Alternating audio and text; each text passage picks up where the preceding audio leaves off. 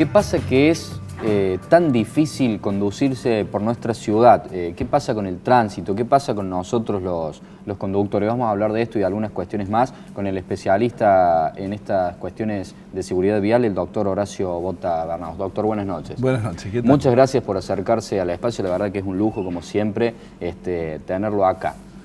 Bueno, estamos en una situación que es muy engorroso moverse en nuestra ciudad, embotellamientos, tenemos situaciones de autos mal estacionados por todos lados y una notoria ausencia de autoridades municipales, inspectores de tránsito. Sí, yo creo que tenemos un problema hoy de mucha congestión en áreas claves, en zonas claves. Tenemos mucha vocación de obras que uno felicita y agradece las obras porque hay obras que realmente se necesitan, pero por ahí me parece que las obras también hay que ponerle el costado del ciudadano, del día a día, ¿no? Es decir, a veces yo creo que hay mucha voluntad de avanzar y está bien, pero tenemos que pensar que el ciudadano tiene que seguir viviendo, tiene que seguir yendo a trabajar, tiene que seguir llevando a los chicos a la escuela, tiene que seguir movilizándose y a veces cuando no hay una planificación muy profunda, se ve afectado este tipo de cosas. Y vos sumabas algo que creo que es importante. Estamos viendo muchas congestiones, muchos puntos muy complejos para superar. De alguna manera, muchas veces hemos dicho que hacer una gran obra en un punto, si no se piensa qué va a pasar a las 2 o 3 cuadras, significa que esa obra va a mejorar 3 cuadras y las 3 cuadras siguientes se va a complicar. Claro. Creo que hay que pensar la ciudad y la movilidad con un criterio más amplio y también los recursos que se tienen, que seguramente no son los ideales cuando hablamos de autoridades de tránsito, también movilizarlos, que no se queden en una zona estática del centro. Nosotros necesitamos que se muevan, que tengamos una moto, por ejemplo, en Avenida Colón, temprano movilizándose para que eso que resulta escaso, la cantidad de carriles para el movimiento de esa hora. Y se salvarían, si pusieran multas, se salvan las finanzas de la municipalidad. Yo creo que al final el hombre termina corrigiendo, si percibe que ya no puedo dejar la camioneta de Avenida Colón a las 8 de la mañana e irme... Nos falta esa espada de Damocles que... La sensación, es decir, claro. Yo siempre suelo decir que lo más importante no es el control, sino la sensación de ser controlado. Es decir, cuando yo no sé dónde va a venir el control, cambia mi actitud y esto es muy bueno. Claro, ¿no? Somos todos buenos, pero cuando nos controlan son mejores. Sobre el tema de los desvíos, doctor, le quería preguntar, ¿quién es la persona que decide cómo se organiza un desvío y que decide o que debería decidir poner la señalización? Vamos a contestar en el debería. Cuando uno se planifica una obra, hay un avance de obra que se establece. En ese avance de obra, la empresa que lleva la obra es quien está en terreno, en campo, que sabe lo que tiene que hacer, es la que planifica los desvíos. Pero claramente la autoridad de control sigue siendo el Estado, ya sea provincial o municipal, de tal suerte que tiene que darse esta coordinación entre la empresa que diseñó el posible desvío y luego el control que hace la autoridad para ver si ese desvío tiene las características que tiene. O sea que el responsable de señalizar es la empresa, no la municipalidad. El responsable de tomar todas las medidas para esa señalización normalmente es la empresa porque es la que está en terreno, la que está en campo. Y quien tiene la autoridad para controlar es decir, no, mejoremos la señalización, pongamos otra vía alternativa, es decir, es la autoridad. Porque en definitiva, dentro de la ciudad, la municipalidad en este caso concreto, es el que debe facilitar el tránsito, la movilidad y en todo caso corregir si hay errores. Creo que se ha ido mejorando en la ciudad la señalización de los desvíos, pero todavía a veces es pobre, sobre todo cuando se desvía de una vía principal y se hace entrar en barrios. Eso es además peligroso, tiene riesgo y hay lugares donde vienen turistas que por ahí se encuentran que no hay una señalización. Hay que ponerle mucho énfasis. Todavía en nuestro país la señalización vial, no solo la de obras, sino también la señalización de rutas y calles, todavía es un tema secundario. Yo estaba viendo, por ejemplo, que una de las cosas que estoy observando es que no se están reponiendo las señales de las calles. Es decir, esto es muy importante, es una de las cosas que más se agradece en la comunidad cuando se incorpora a un sector poniéndole es común las perderse, opalinas. sí, Hoy es común, por las obras se caen y por ahí lo que vengo observando y me preocupa porque eso debe ser una voluntad permanente, es decir, siempre debemos tener la señalización porque es la forma que un servicio de emergencia llegue más rápido, que alguien pueda... Claro, la policía, porque no pueden saberse los mismos policías todas las calles de memoria. Es imposible, Córdoba ya es una gran ciudad, una ciudad muy amplia y necesitamos que esto sea a veces se plantean las grandes medidas de seguridad y a veces hay pequeñas como esto, que todas las calles estén señalizadas, que la nomenclatura vial esté correcta, que la señalización, esa debería ser, es la primera y básica medida de seguridad. Doctor, ¿es falta de sentido común, falta de inspectores, que uno, por ejemplo, salidas de bailes, de zonas de boliche, no hay ningún control de alcoholemia, no hay ningún control de estacionamiento, lo cual sería muy lógico proponérselo, ¿no? Yo creo que sí, hay que poner orden. Bueno, se ha avanzado bastante, digo, en el tema de regularizar, me parece, de parte de la provincia, los registros de naranjitas, de alguna manera mostrar que esto es una actividad que debe ser mirada por las autoridades, es decir, no para privatizar ni para nada de eso, pero sí hay actividades que hay que darle garantía al ciudadano. El ciudadano no puede ser que estacione su auto, venga alguien y dice me tienen que dar 200 pesos, ¿y por qué? Como pasó en el recital de Phil Collins. Exactamente, por eso creo que esos son buenos mensajes, que a veces, por eso es lo que decíamos recién, lo importante a veces más que el control es que la sensación de que alguien pueda venir y controlarme. Y esto es lo que nos está faltando. Me parece que yo no sigo los controles en la ciudad, no tengo esa información, pero lo que uno percibe es que hay muchos lugares y muchos horarios, sobre todo, en donde seguramente nadie va a pasar por el lugar para controlar. Y eso atenta, en definitiva, con la convivencia. Porque si yo digo, bueno, total, dejo a los chicos acá a la escuela y me voy a comprar algo en un comercio y dejo el vehículo. O tengo que descargar en un comercio, ¿y qué importa si sean las 3 de la tarde pero o las 8 de la mañana? No es que los camiones, hablando de las cargas y descargas que vemos por todos lados en el centro, no tenían un horario después de las 10 de la noche. Tenía un horario. Ahora, esas empresas que son multinacionales de gaseosas, ¿no han capacitado su personal de cómo se estaciona? Acá hay muchos criterios que se cruzan, ¿no? Está en la necesidad del comerciante, está en la necesidad de la empresa que viene a proveer la mercadería, está la necesidad de la circulación. Creo que acá a mí me da la sensación que tenemos que volver a sentarnos y establecer nuevas reglas, porque, a ver, yo no tengo un seguimiento de las normativas de transporte y de carga y descarga, no sé si han cambiado, pero lo que queda claro que lo que hoy tenemos es que muchas veces observamos en algunas avenidas que hay una congestión que simplemente habiendo prohibido que en ese horario se haga carga y descarga, hubiéramos mejorado la circulación. Lo que tenemos que pensar, en definitiva, y creo que cuando nosotros pensamos la movilidad, la primera persona que tenemos que pensar es en el ciudadano que se tiene que mover. Entonces, la garantía de fluidez, la garantía de seguridad es algo que es de la autoridad y no puede ser reemplazado en esa gestión. Ahora, en este caso que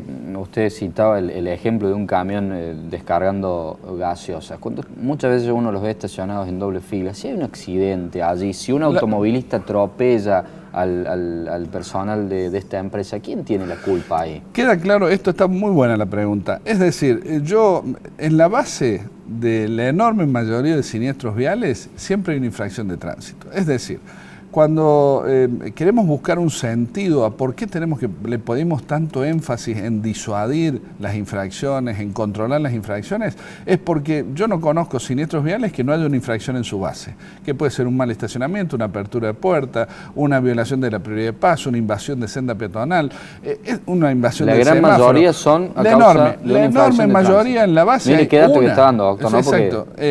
Hay una o varias infracciones, a veces son varias. Hay una persona que venía sin cinturón, que es una infracción, hay una persona que se distrajo para operar el celular, una persona venía a exceso de velocidad. Es decir, no podemos imaginar la siniestralidad vial sin infracción de tránsito. Y esto, que es una conclusión que a todas luces es objetiva y no se discute, es lo que nos tiene que guiar cuando fijamos la política de persecución. La base de perseguir las infracciones es justamente que no haya siniestros viales. ¿Y esto en qué se repercute en el quehacer de cada día? ¿Y cuál es el perfil de las infracciones que más me interesan?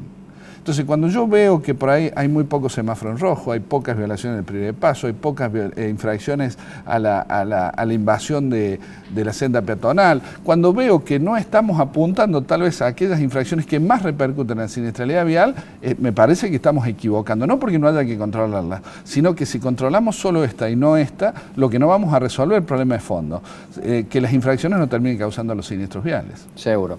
Doctor, hacemos una breve pausa, tras ella vamos a seguir hablando sobre cómo concientizar, cómo dejar de usar el celular a la hora de manejar, y también vamos a tratar de dilucidar un poco qué pasó en este accidente que hemos visto del Camino del Cuadrado, que justamente ha sido filmado. Ya venimos.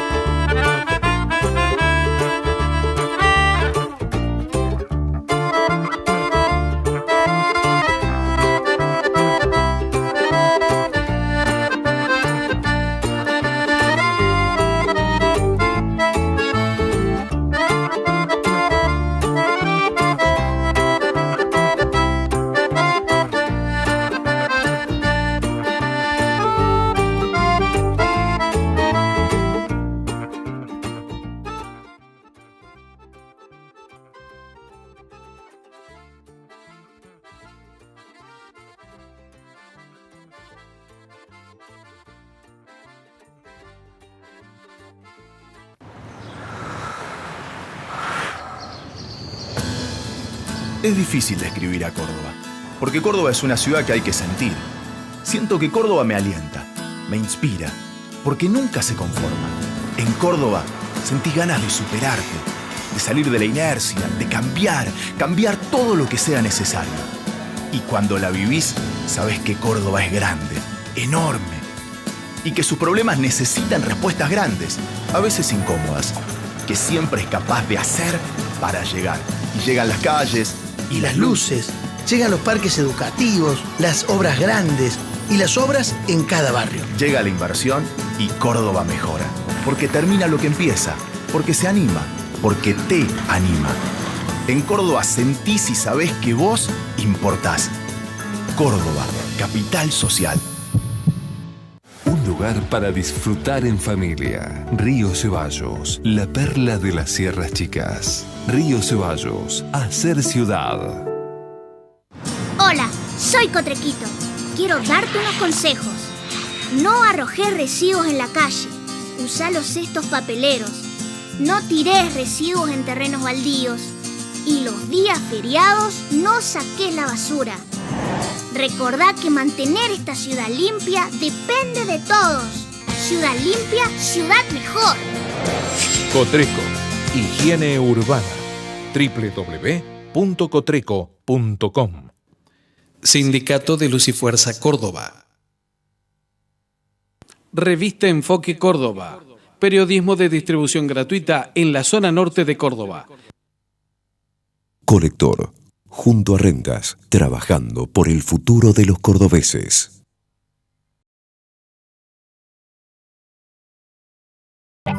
Seguimos adelante en este diálogo con el doctor Horacio Bota Bernaus, especialista en cuestiones de siniestralidad vial. ¿Qué podemos hacer para concientizar a las personas sobre el peligro de usar el celular, ir mandando un mensajito mientras se conduce? Situaciones de la vida cotidiana, como por ejemplo encontrar un vehículo mal estacionado en una zona donde hay doble raya amarilla y algunas de estas cuestiones. Doctor, recién la verdad que es muy notorio, muy evidente y muy llamador a la conciencia el hecho de que la gran mayoría de los accidentes tengan origen en una infracción de tránsito. Y algo tan común en estos días que es ir manejando con el celular. El celular es, tal vez, desde mi experiencia de casi 32 años trabajando en esto, el celular es el desafío más difícil que tenemos hoy. Más difícil porque el celular ha generado lo que yo llamo la cultura de la inmediatez. Es decir, a mí se me ocurre algo y ahí nomás tomo el celular y lo activo. A veces yo estoy hablando con adolescentes y uso una palabra que no conocen, inmediatamente sacan el celular, estén donde estén y lo empiezan a usar. Y esta práctica ha generado lo que se llama la cultura de la inmediatez. Entonces, a veces has estado con una persona todo el día y son las 11 de la noche y te llama para preguntarte una cosa que te podía preguntar mañana. Es decir, la cultura de la inmediatez que tiene el celular es que hoy quiero. Yo quiero saber cuál es la noticia de hoy, cuál es el video de hoy, por eso, entonces... Responder el mensajito. Exacto, ya, saber quién me mandó un mensaje, ya hay una necesidad, que hemos caído todo en esa necesidad. Hace poco leí un informe sobre la generación Z y decía que la generación Z nos ha transmitido esta necesidad inmediata, yo quiero y lo quiero ya. No decían que no hay que pensar una generación Z que va a entrar como cadete en una empresa y a los 30 años va a ser gerente. No, la generación Z quiere entrar y ser gerente. A los 30 días. A los 30 días. Esto es lo que ha pasado en la realidad. El celular, entonces, primero lo tenemos que respetar el problema. Es decir, tenemos que tratar de entenderlo, porque si no entendemos el factor de riesgo, no lo vamos a combatir eficazmente. Es decir, con esto que acabo de decir, te pongo, ¿cuál es la solución que estamos observando? Multas, cada vez más multas. Y está cambiando. ¿Se hacen más multas? Se hacen más multas. Incluso alguna vez discutía porque había un inspector que era la multa que le gustaba hacer. Entonces hacía siempre esa multa, no hacía las otras. Esto también son cosas que hay que discutir, sí, ¿no? Es decir, pero el problema del celular y la conducción tiene que ver con la percepción, en mi enfoque, con la percepción del tiempo. Si yo te digo 1 segundo es mucho o es poco, 2 segundos es mucho o es poco, me decís, no es nada. Claro. El problema es que cuando yo voy conduciendo un vehículo, para tratar de buscar una fórmula que nos ayude a entender, 1 segundo a 40 kilómetros por hora recorro un poco más de 11 metros. Y si voy a 80, a 40 kilómetros, 11 metros en 1 segundo. ¿Qué es lo que pasa? Ahí tampoco me dice nada, 11 metros en 1 segundo a 40. El problema es que si nosotros vamos por una ruta común, normal, la ruta convencional, como le llamamos, tiene 7 metros de ancho. Y yo tengo un carril a lo sumo de 3,5 metros. Si yo estoy 1 segundo distraído viendo quién me mandó el WhatsApp, en ese segundo recorrí 11 metros. Es decir, que puedo haber cruzado. 22. Claro, si iba a 80. Claro. Si voy a 40, pero supongamos que voy a 40. Sí. Voy a recorrer 11 metros. Quiere decir que esos 11 metros no voy a saber por dónde voy. Pierdo la georreferencia por dónde circulo. Entonces, esto es lo que pasa en muchísimos siniestros viales. Ni qué hablar si son 2 segundos. No, ni qué hablar si estoy manipulando el celular y estoy traduciendo lo que quiero decir a un lenguaje en teclas para enviarlo. Es decir, todo ese esfuerzo, la conducción requiere básicamente la información que nos da la vista, 95%. Cuando yo dejo de percibir 1 segundo, lo que dejo de ver es las circunstancias que se me van a presentar en la ruta 50 metros después. A veces la distracción, la colisión o el choque se produce 50 metros después de donde estuvo la distracción, porque yo al dejar de mirar, lo que dejé de ver es toda la información que me permite anticipar una situación. Doctor, ¿y la gente que está en el semáforo con el auto detenido? No, hay que sacar totalmente... También es una infracción. No es una infracción, pero acá yo lo estoy viendo de un punto más genérico. Como sociedad tenemos que sacarnos este problema de encima. Hace poco me visitó un amigo que me dijo una cosa que me dejó pensando. Tuve un par de situaciones de riesgo y decidí algo. Cuando me subo al auto, apago el celular y lo guardo en la guantera. Es decir, listo, total... Yo sé que en 10 minutos, en 20 voy a llegar, voy a ver los mensajes y voy a contestar. Eso, algo parecido nos está pasando en el transporte de cargas o pasajeros. El problema que estamos teniendo en el transporte es que hay muchos choferes que llevan 2 celulares o 3. Es decir, a veces está el celular de la empresa, el celular personal. Bueno, Esto, ¿cómo hacemos para decirle que no lo use mientras maneja? Cuando maneja 10, 11 horas por día.